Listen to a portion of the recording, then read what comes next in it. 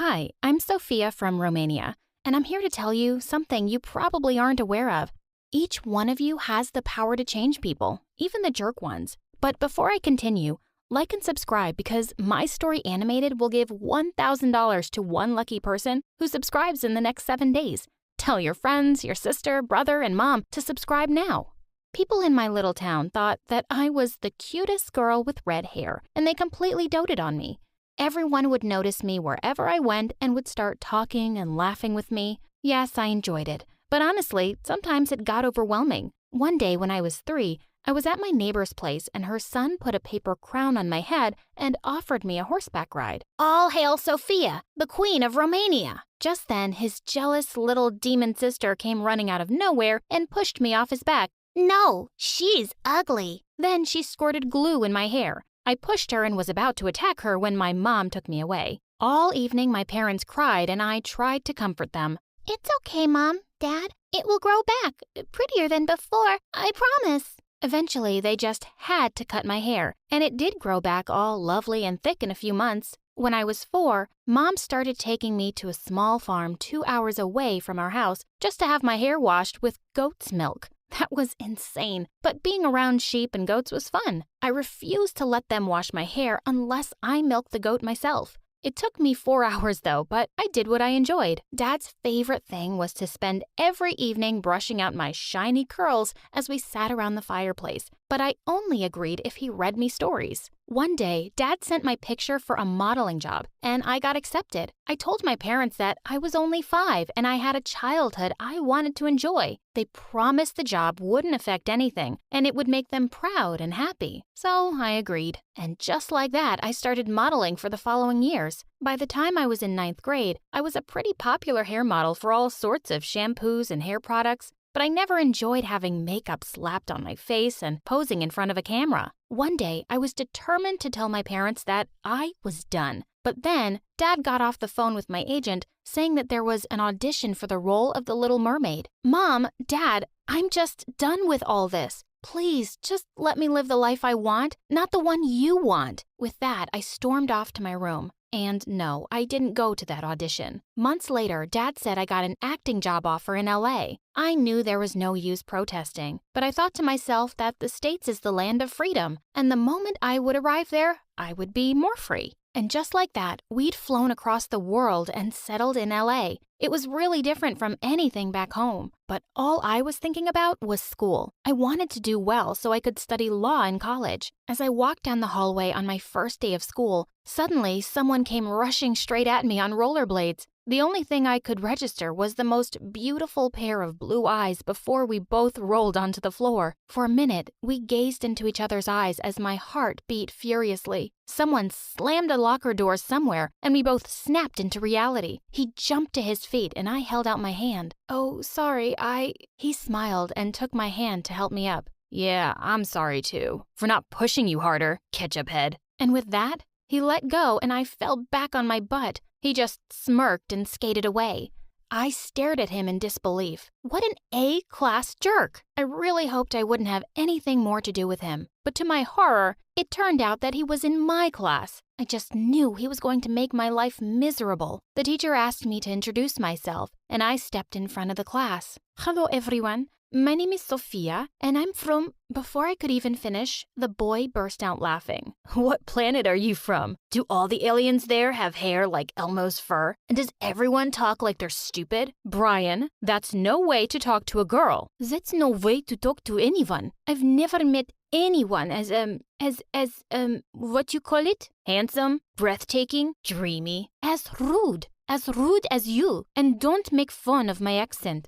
I'm proud of where I come from. Wow, now your face is as red as your hair. Do all ketchup heads get this angry? Only if they meet stupid people like you. Someone from the back called out. Geez, get a room, guys. What room? I'm new here. Can someone guide me? Oh yeah, I will. Everyone started laughing as he got up. I didn't really understand what was so funny, but the teacher was banging on the table to make everyone quiet. Brian, that's enough. You'll be staying back for detention today. Tell me something new. The teacher glared at him but decided to ignore him for the rest of the lesson. Later at lunch, I found out from all the girls that Brian was the bratty son of some rich businessman, and he was just always getting into trouble. But even the principal doesn't really say anything because his parents are big donors. I'd be a bit worried if I was you. You seem to be his next target. I'm not scared of some stupid jerk boy. Just then, Brian walked over to my table with a blonde girl and said, "Here, a new friend. She speaks like a robot, but not like a ketchup head. Maybe more like a mustard head? Listen, I have to be honest here. You guys do have a beautiful accent. See, I can be nice. How about a kiss?" I felt my temper flaring up again and rose from the bench to punch his face. But before I could attack him, he turned around to leave, and I decided to let it go. The next day, I walked into the classroom for the chemistry lesson to find no one was there. It turned out that it had been shifted to the lab, and I was 15 minutes late by the time I finally found it. "Ah, Sophia, you must be the new student.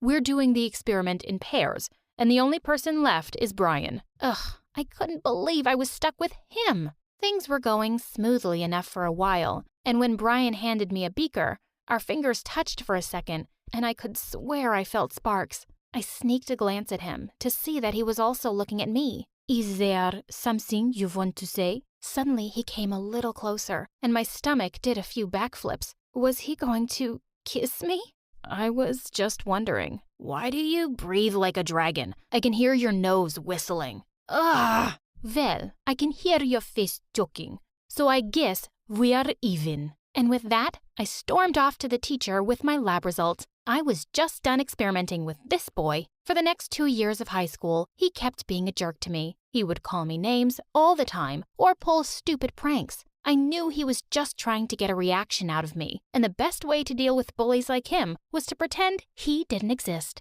One day when I was in the library, holding my head over a really puzzling math question, someone suddenly pulled my notebook away. "What are you crying over, Tomato Queen? Your sappy diary?" "Dear diary, Brian is so mean to me." "Give me back my notebook.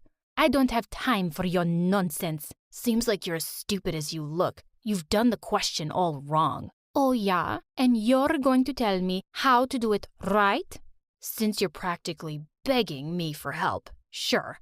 I can't say no to a damsel in distress." And with that, he just sat down and started scribbling away furiously in my notebook. A minute later, he threw the pen down. "And that's how it's done." "Give me that." "Wait, what?"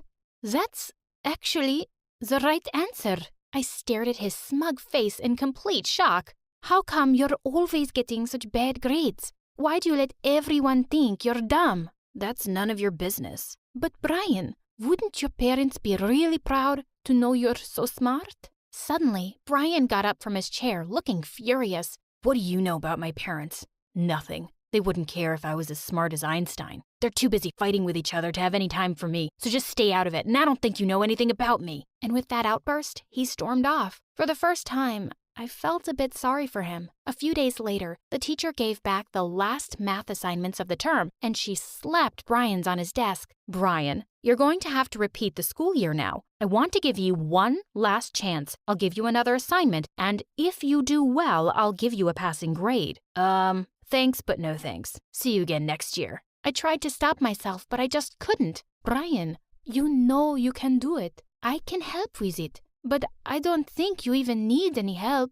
Miss, he's practically a genius. He really doesn't deserve to fail this grade." Everyone was staring at us now, and Brian looked livid. "No, I'm not. Who do you think you are, ketchup head, my guardian angel?" "I just don't want you to be left behind, dude." "Why do you care? I don't want a second chance. Stop acting like Mother Teresa." And with that, he stormed out of the room. What a stubborn idiot. When I went home that day, I had some shocking news waiting for me. Dad was really unwell and was given time off work. And to make matters worse, I found out that he'd gotten sick because our immigration status had been under threat for a few months and he'd been trying to deal with it. If we lost the case, we'd have to go back to Romania. I felt devastated. I skipped the next few days of school to help Mom take care of Dad. But when I finally returned, I was taking some stuff out of my locker when I heard Brian behind me. "Oh no, you're back?" My eyes were feeling so much better because they weren't hurting every day looking at your hair. I started walking away, but he kept following me. Come on, what's the big secret? Where were you? Growing tomatoes? Making ketchup? If you must know, Dad has been working too hard lately, and he fell sick, so I was taking care of him. Oh, I feel so sorry for your dad. Sorry that he has such a dumb, ugly daughter, and he brought her all the way from Romania and worked so hard just so she can have a good life. You made him sick, Ketchup Head. You make me sick too, actually. He'd really stepped on a nerve, and I snapped. I turned around and gave him a hard slap. You're just a spoiled, ungrateful brat who's been given everything in this world, and you just want to waste it and make others miserable. To think I ever felt sorry for you. I hate you. And don't worry, soon enough you won't ever see me again. I stormed off, and this time he didn't follow me. A few days later, we went to court to fight our immigration case. But to our dismay, the judge ruled against us. Just then, a well-dressed man came running into the courtroom. Your Honor, I'd like to submit an appeal in this family's case. They deserve to stay here. We just stared at the stranger, and he started firing some legal mumbo-jumbo and handed papers to the judge. And to our shock, the judge actually changed his decision, and we won the case. We didn't have to leave. As we hugged each other, we turned to the man and thanked him over and over again. But sir, if I may ask, who are you? I'm your friend Brian's private family lawyer. The boy has been after me non-stop for the past few days to look into your family's case. Oh my God, Brian? Did he really do that? I headed straight for school after that. I looked everywhere and finally found him sitting alone on the bleachers. He looked stunned to see me as I sat down beside him. Brian, why did you do that? I don't know. Maybe because you tried to help me, even though I've been nothing but a complete jerk to you. And maybe because I've had a crush on you from the start. My face broke into a huge grin. I always knew it. You like Ketchup Head. With that, I pulled him in for a long, steamy kiss. So I have been living in LA for a good long time. I've become a lawyer and mostly deal with people's immigration cases because I want to help others like me. Oh, and I'm married to Brian now. And we have a beautiful daughter, Leah. I'm teaching her both English and Romanian because learning different languages makes you smarter and changes the way you think.